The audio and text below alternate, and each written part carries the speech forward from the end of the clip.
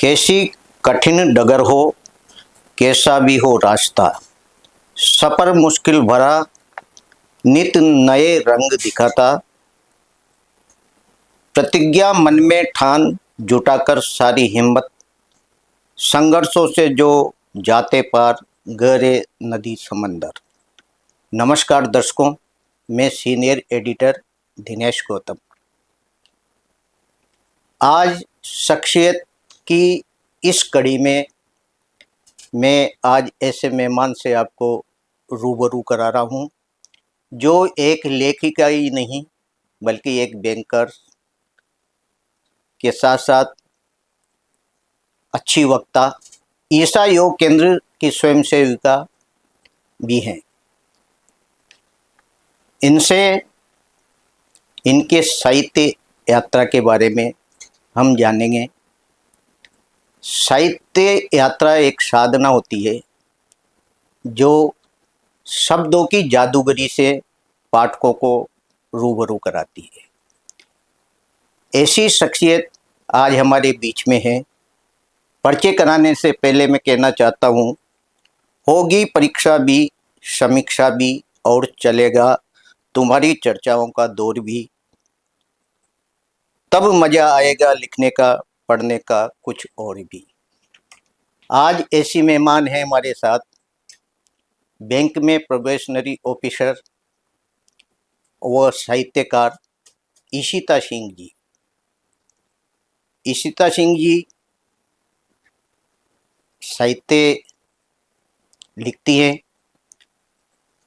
इनसे हम जानेंगे इनके परिचय के बारे में। आइए बात करते हैं ईशिता सिंह जी से।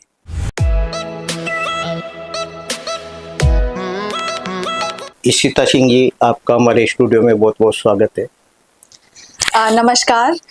मैं आप सभी का धन्यवाद देना चाहूँगी अपने इस शो में मुझे आमंत्रित करने का और एक प्लेटफॉर्म देने का जिससे मैं अपनी बात आप सबके समक्ष रख सकूं। जी, ईशिता सिंह जी, हम आपका शुक्रिया अदा करना चाहते हैं क्योंकि आपने कीमती समय में दिया। आप अपना परिचय हमारे सम्मानित दर्शकों को बताएं तो उन्हें बहुत अच्छा लगेगा। जी बिल्कुल। मेरा नाम ईशिता सिंह है। मैंने 2009 में State Bank of India as a probationary officer join किया था। मेरे दादाजी स्वर्गीय डॉक्टर शिव प्रसाद सिंह जी हिंदी साहित्य जगत में काफ़ी बड़ा नाम है और मेरे लिए वो मेरे हीरो हैं। तो बचपन से ही मेरा सपना था, जब भी मैं उनको देखती थी, उनको काम करते हुए उनका समर्पण देखती थी, मुझे भी अंदर से लगता था कि मुझे भी बड़े होकर लेखिका बनना है। तो धीरे धीरे मैंने अपना शौक ये जीवित रखा। कहानी कविताओं के माध्यम से मैं अपने आप को एक्सप्रेस करती थी। उसके बाद फिर बड़े होने के बाद बहुत सारी चीज़ें, करियर, पढ़ाई और इन सब में कहीं ना कहीं मेरा शौक दब के रह गया था। उसके बाद कोरोना के टाइम में 2020 में फिर से मैंने कहानी और कविताएं लिखना शुरू किया। उसके बाद फिर कहीं ना कहीं जो मेरे अंदर ये एक इस बात की ललक थी कि मुझे भी अपने दादाजी का नाम रोशन करना है, अपने दादाजी की तरह मुझे भी लेखिका बनना है। जैसे वो एक बहुत बड़े लेखक थे और जैसा मैंने कहा कि वो मेरे लिए हीरो थे। और उसके बाद धीरे धीरे मैंने पुस्तकों के माध्यम से खुद को एक्सप्रेस करना शुरू किया। तो इस तरह मैं अभी वर्तमान में स्टेट बैंक ऑफ इंडिया में शाखा प्रबंधक हूँ और एक लेखिका के तौर पे भी मैंने अपने पैशन को नर्चर करना शुरू किया है। जी, ईशिता जी, आपके पारिवारिक पृष्ठभूमि में साहित्य की भूमिका रही, यानी आप बता रहे हैं कि दादाजी अच्छे साहित्यकार थे। पढ़ाई का माहौल आपके अंदर यानी पढ़ाई लिखाई में आप हमेशा अव्वल रही, फिर भी साहित्य के प्रति प्रेम कैसे जागृत रहा आपका? जी। अ, अब जैसा कि आपने खुद कहा कि बचपन से ही वैसा माहौल रहा था। जब मैं छोटी थी मैं अपने दादाजी को देखती थी कि वो किस तरह से इतनी मेहनत से किताबें लिख रहे हैं। वो रात-रात भर जागते थे और मुझे अभी भी याद है कि उनके हाथ में स्वेलिंग हो जाती थी और मेरी दादी उनके हाथ की सिकाई करती थी और वो फिर से लिखने में जुट जाते थे। और बहुत सारे लोगों को मैंने देखा, उनको इज़्ज़त दे रहे हैं, रिस्पेक्ट दे रहे हैं और वो खुद इतने अच्छे वक्ता थे। मैंने उनका भाषण कई जगह सुना था। था, जिससे मैं बहुत प्रभावित हुई थी। और कहीं न कहीं मुझे ये लगा था कि अगर आप में कोई हुनर है, अगर आप में कोई ज्ञान है, तो आपको उसको एक्सप्रेस करना चाहिए। मेरे दादाजी बनारस हिंदू यूनिवर्सिटी में हिंदी डिपार्टमेंट में प्रोफ़ेसर भी थे जी, और उसके साथ ही उन्होंने अपने पैशन को भी कंटिन्यू रखा। जी, उनका पैशन था लिखना और उन्होंने जितना समय अपने स्टूडेंट्स को दिया, जितना समय अपने पढ़ाई को दिया, उतना ही समय अपने लेखनी को भी दिया। तो जी, कहीं न कहीं मेरे अंदर भी ये था कि अपने पैशन को नर्चर करना हम सबका दायित्व होता है। तो मुझे था मैं जीवन में कुछ भी करूँगी, किसी भी जी, प्रोफ़ेशन को चूज़ करूँगी, लेकिन मुझे राइटर बनना है। इस चीज़ का एक सपना आप कह सकते हैं जी, जी, बचपन से ही मेरे अंदर मेरे दादाजी के माध्यम से इनकलकेट हुआ था। जी। इशिता जी, वास्तव में ये बहुत अच्छी बात है कि आपने आपके परिवार से जो साहित्य यात्रा दादाजी की थी उसको जीवित रखे रखा आपने। ये बहुत खुशी की बात है। इशिता जी, आप किन-किन विधाओं में लिखती हैं और अब तक कितना लिख चुकी हैं?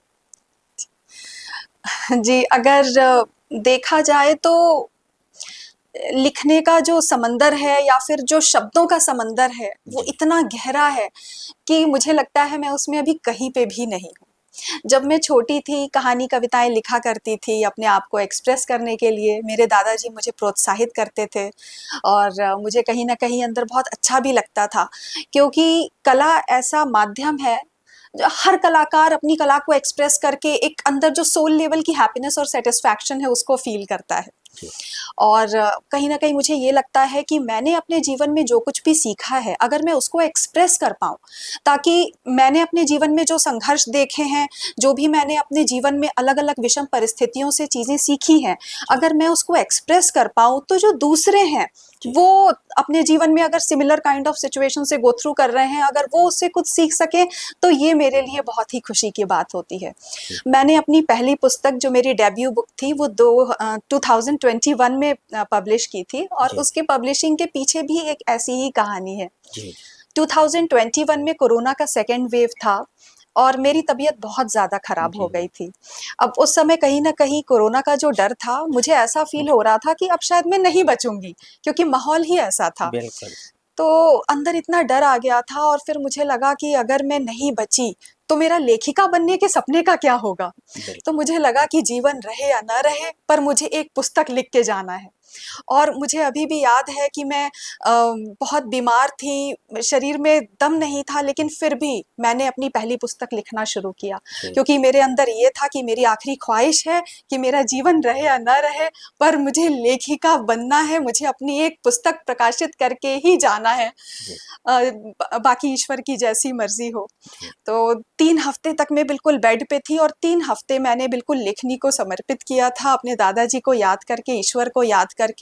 और उस समय मैंने अपनी पहली पुस्तक हैपेंस लाइक अ ड्रीम लिखी थी, जो कि सेल्फ लव पे आधारित है। जी, और उस समय मेरे अंदर सेल्फ लव बिल्कुल खत्म हो चुका था। मुझे ऐसा लगा था कि जैसे अब ये जीवन खत्म होने वाला है।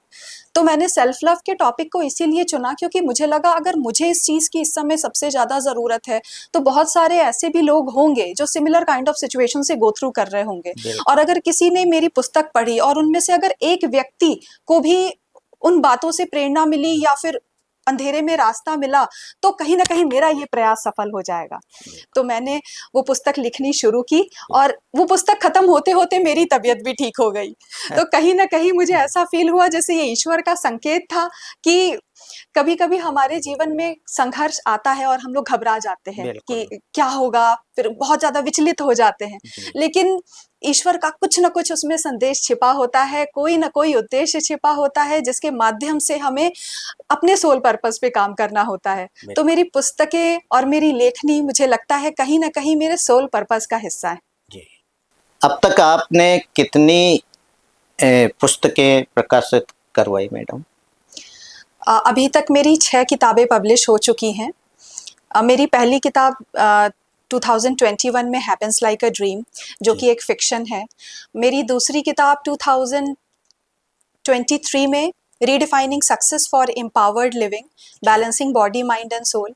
ये किताब भी मैंने अपने जीवन के अनुभव पर आधारित लिखी है। जी, क्योंकि पहले मेरी हेल्थ उतनी अच्छी नहीं हुआ करती थी, फिर मैंने जी, योगा करना शुरू किया जी, और योगा करने की वजह से जो मेरे हेल्थ में चेंजेस आए, तो वो बिल्कुल एक जादुई परिवर्तन था। बिल्कुल। तो वो भी एक ऐसी चीज़ है जो मेरे दिल के बहुत करीब है, और मैं अपने जितने लोग भी मुझे इस वक्त सुन रहे हैं, मैं उन जी। सबसे निवेदन करना चाहूँगी कि आप अपने जीवन में योगा ज़रूर इनकलकेट करिए, क्योंकि जब हम योग करते हैं तो फिर कहीं न कहीं हम अपने बॉडी, माइंड एंड सोल के अंदर बैलेंस क्रिएट कर रहे होते हैं। और जीवन का यही उद्देश्य है कि हम जो भी कर रहे हैं उसको पूरी खुशी के साथ करें और एक बैलेंस, एक संतुलन बना के करें। जी जी। तो यही संदेश मेरी पुस्तक redefining success for empowered living देती है। मेरी तीसरी किताब the art of effective parenting, जी वो भी मेरे एज अ मदर, मेरा जो अपने बेटे के साथ कनेक्शन है, जी। उसके साथ जो मेरे अनुभव है एज अ पेरेंट, तो वो मैंने सोचा कि क्यों ना अपने पाठकों के साथ साझा करूं। बिल्कुल। और मेरी चौथी पुस्तक लव कनेक्शन, जो मैंने और भी ऑथर्स के साथ कोलैबोरेशन में की थी, वो फिक्शन है जिसमें छोटी छोटी कहानियां हैं, प्रेम कहानियां। जी और मेरी पांचवी पुस्तक शुगर एंड ब्राउनीज, वो मैंने अपने बेटे के जन्मदिन पे उसको उपहार स्वरूप देने के लिए, वो पोयम, छोटी छोटी पोयम का कलेक्शन है। जी। क्योंकि जब मैं अपने बेटे को देखती हूँ, कहीं न कहीं से बहुत सारी फीलिंग्स आती हैं, और एक लेखिका के तौर पे फीलिंग्स बहुत मायने रखती हैं, क्योंकि बिल्कुल हम कलाकार अपनी फीलिंग्स को ही तो, अपनी भावनाओं को ही तो बिल्कुल। एक्सप्रेस करते हैं। तो मैंने अपने बेटे के लिए एक कविता संग्रह किया, जी शुगर एंड ब्राउनीज।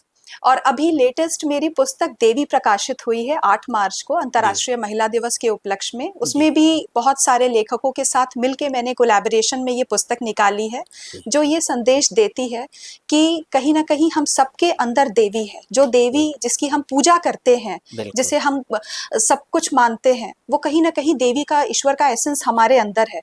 अगर हम उस एसेंस के साथ एक कनेक्शन स्टैब्लिश कर लेते हैं, उस जी डिवाइन के साथ जुड़ जाते हैं जो कहीं ना कहीं हमारे अंदर है, तो हम अपने जीवन की सारी विषमताओं को पार करके अपने जीवन में और दूसरों के जीवन में सकारात्मक बदलाव ला सकते हैं। जी।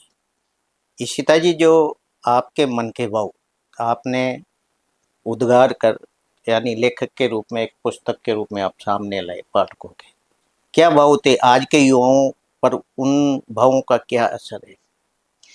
जी, मेरी जितनी भी पुस्तकें हैं वो मैंने आज के युवाओं को ही ध्यान में रख के लिखी हैं। जैसा कि मैंने कहा, मेरी पहली पुस्तक happens like a dream self love के बारे में बात करती है, जी और कहीं ना कहीं सेल्फ लव की ज़रूरत हम सबको होती है। सेल्फ लव मतलब बहुत सारे लोग समझ नहीं पाते कि सेल्फ जी लव होता क्या है।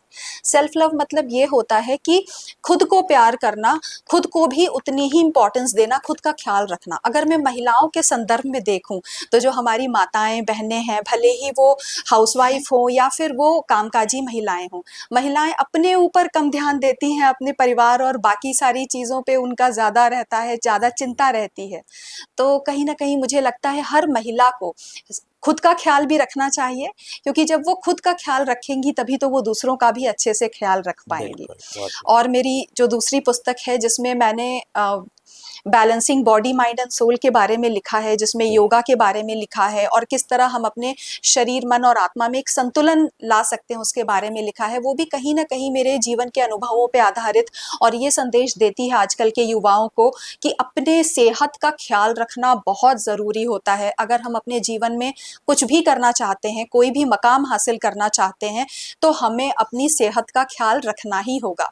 कई बार क्या होता है, मैंने देखा है लोग काफ़ी सारी चीज़ों के पीछे भागते हैं, सफलता के पीछे भागते हैं। सफलता के मायने सबके लिए अलग-अलग हो बिल्कुल सकते हैं। बिल्कुल। किसी के लिए होता है बहुत ज़्यादा पैसा कमाना सफलता है, या फिर प्रमोशन, या फिर उनकी जो भी धारणाएँ हैं सफलता को लेकर के। लेकिन मुझे लगता है कि जब तक आपकी आपकी सेहत अच्छी नहीं रहेगी, आप अपने शरीर का ख्याल नहीं रखेंगे, तब तक आपका मन संतुलित नहीं रहेगा। और बिल्कुल जब आपका मन संतुलित नहीं रहेगा, तो अंदर से वो सैटिस्फैक्शन भी नहीं आएगी। बिल्कुल।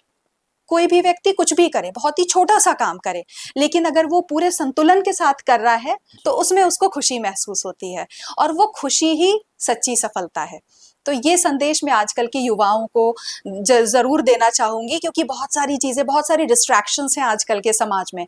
ऐसे में खुद से कनेक्ट होना बहुत ही मुश्किल होता जा रहा है। जी कई बार मैंने बहुत सारे लोगों से बात की है, उन्होंने बोला है कि हमारे लाइफ में ऐसी-ऐसी समस्याएँ चल रही हैं, जी तो हम अपने आप को बिज़ी रखते हैं, डिस्ट्रैक्ट रखते हैं, नेटफ्लिक्स पे सीरीज़ देख लेते हैं ताकि हमें उस समस्या के बारे में सोचना ना पड़े। जी लेकिन मुझे ऐसा लगता है जैसे हमें अपने साथ थोड़ा समय अकेले ज़रूर बिताना चाहिए। बिल्कुल ताकि अपने अंदर हम लोग रिफ्लेक्शन कर सके, अपनी भावनाओं को समझ सके, जीवन में हमारी क्या प्रायोरिटीज हैं, हम अपने जीवन से क्या उम्मीद रखते हैं, हमारा सोल पर्पस क्या है, इसके साथ इसके बारे में हर एक व्यक्ति को जरूर पता होना चाहिए। तो ये समय ऐसा है जब डिस्ट्रैक्शंस बहुत हैं, लेकिन हमें डिस्ट्रैक्ट नहीं होना, हमें अपने अंदर जाना है। जितने हम अपने सोल के साथ कनेक्टेड रहेंगे, उतना ही हम अपने लाइफ को अच्छे से समझ पाएंगे, अपने लाइफ के उद्देश्य को समझ पाएंगे, और हम जीवन में क्या करना चाहते हैं, किस मुकाम तक पहुंचना चाहते हैं, हमारे लिए सफलता और खुशी की सही पैरामीटर क्या है, जितना हम समझेंगे उतना ही हम अपने लाइफ को सफल बना सकते हैं। तो तो ये सारी चीजें मैंने अपनी दूसरी पुस्तक के माध्यम से शेयर की हैं। ईशिता जी, आप बैंक में और शाखा प्रबंधक, सबसे व्यस्त समय रहता है आप लोगों का, लेखन कैसे कर पाते हो, कैसे संभव हो पाता है ऐसा? जी, ये बहुत ही इंटरेस्टिंग सवाल पूछा है आपने। ये बिल्कुल सही बात है कि बैंक में काम करना बहुत ही डिमांडिंग जॉब है, क्योंकि बहुत ही अलग प्रोफाइल होती है। एक लेखक को क्या थोड़ी-सी क्योंकि मन जितना शांत रहेगा, उतना ही हम अपने विचारों को समझ पाएँगे और उतना ही लिख पाएँगे। और बैंकिंग जॉब पब्लिक इंटरैक्शन वाली जॉब होती है, जिसमें बहुत व्यस्तता होती है, बहुत सारे टारगेट्स होते हैं, बहुत सारी एक्टिविटीज़ करनी होती हैं, तो वो एक तरीके से ऐसी चीज़ है जिसमें मन बिल्कुल उलझा हुआ रहता है।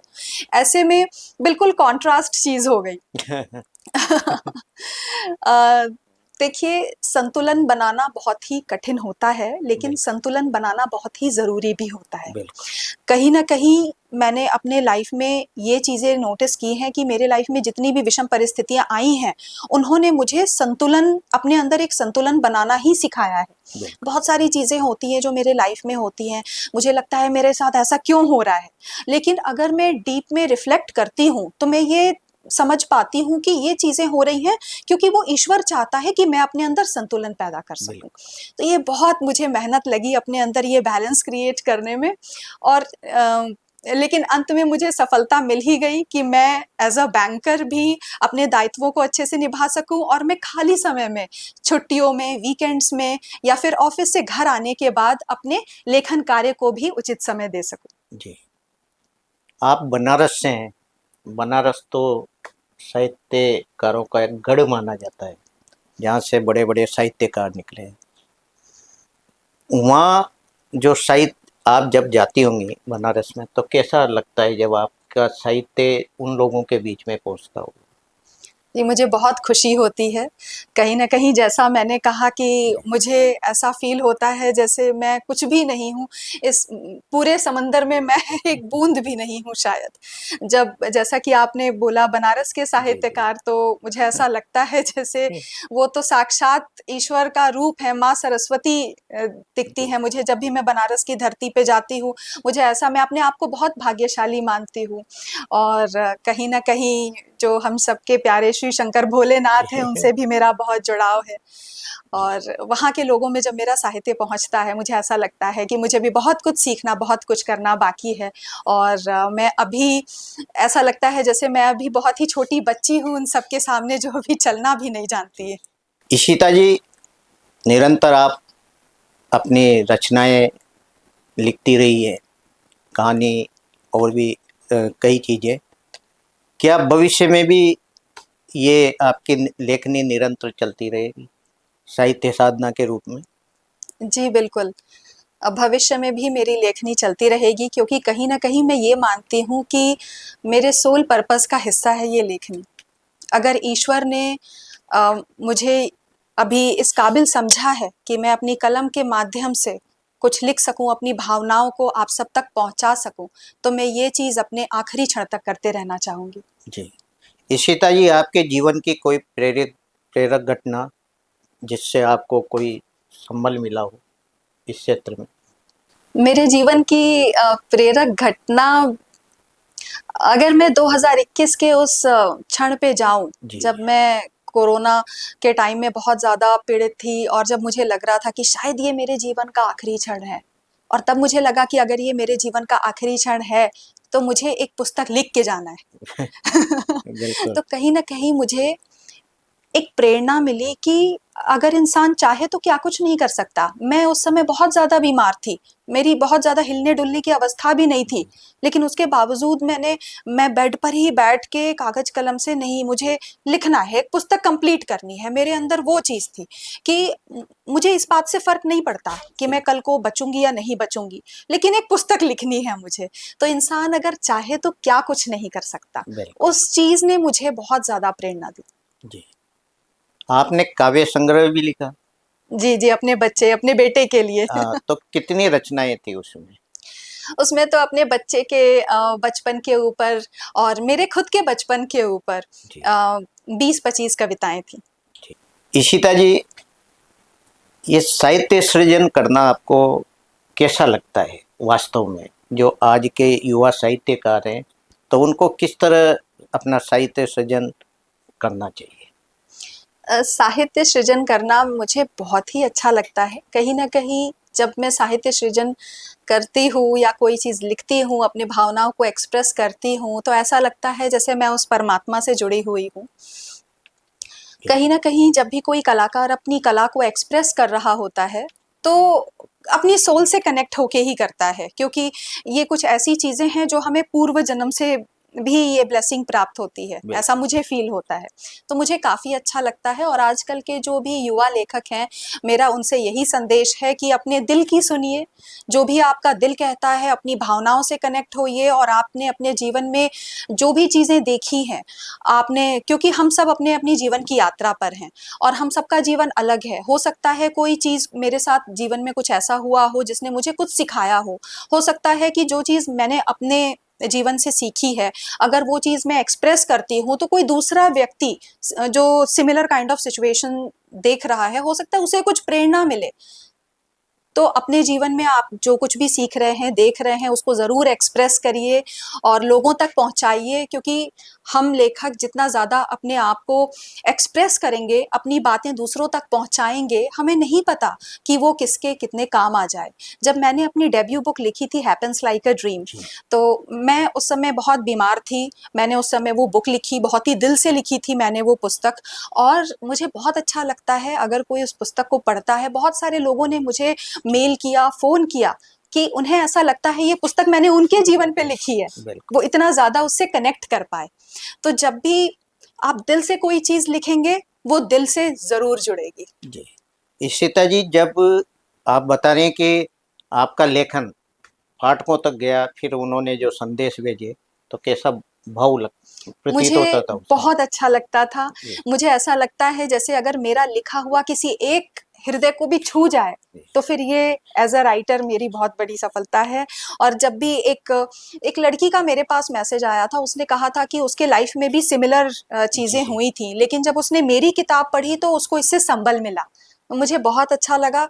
ये ईश्वर का मैं बहुत धन्यवाद करना चाहूँगी जी। कि मेरे लेखनी से, मेरे शब्दों के माध्यम से अगर किसी एक व्यक्ति को भी अंदर से कुछ सोलेस मिल रहा है या फिर उन्हें अगर इस बात से संबल मिल रहा है, उनको उनकी लाइफ की जर्नी में हेल्प मिल रही है, तो ये बहुत बड़ी कृपा है। इशिता जी, साहित्य समाज का दर्पण होता है जी, और साहित्य दिशा और दशा समाज की दोनों बदल सकता है, ऐसे स्वतंत्रता के समय बिल्कुल, में हुई। बिल्कुल। तो आपकी लेखनी में भी क्या इस तरह का की धार नजर आएगी? जी, बिल्कुल। ठीक। मुस्कुराकर दर्द बुलाकर रिश्तों में बंद थी दुनिया सारी, हर पग को रोशन करने वाली वो शक्ति है एक नारी।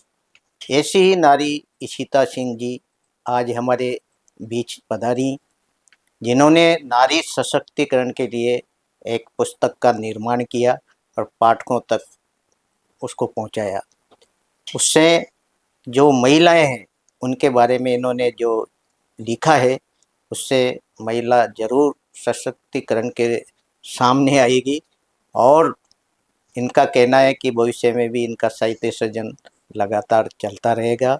आज ये हमारे स्टूडियो में स्पेशल गेस्ट के रूप में पहुंची। अगले हफ्ते हम एक नई शख्सियत से रूबरू होंगे। नमस्कार। नमस्कार।